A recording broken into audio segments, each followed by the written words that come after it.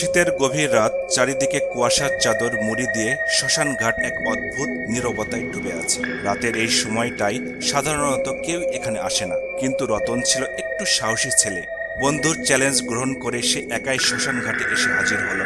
রতনের হাতে একটা লণ্ঠন, আলোয় ধূসর ধুলোয় ঢাকা পথটুকু কিছুটা দৃশ্যমান, তবে আশপাশের বড় বড় গাছগুলো যেন অন্ধকারের মাঝে ছায়ার মতো নড়ছে। রতন একটা পুরনো চিতা দেখতে পেল, যেখান থেকে কালো ছাই উড়ে আসছিল। হঠাৎ করেই কোথা থেকে যেন একটা ঠান্ডা বাতাস বইতে লাগলো। কুকুরগুলো দূরে কোথাও শেয়ালের মতো চিৎকার করে উঠল।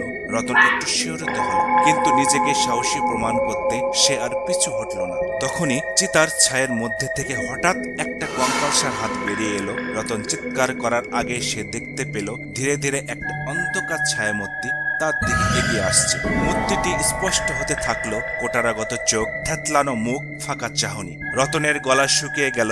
সে দৌড়ে পালানোর চেষ্টা করলো, কিন্তু পা যেন মাটিতে আটকে গেছে। ছায়ামূর্তিটি ফিসফিস করে বলল, এখন তুমি আমার সঙ্গী হবে। সেই রাতের পর থেকে কেউ আর রতনের খোঁজ পায়নি। লোকমুখে শোনা যায় মাঝে মাঝে গভীর রাতে শ্মশান ঘাট থেকে কোনো এক অজানা ছেলের কান্নার শব্দ ভেসে আসে।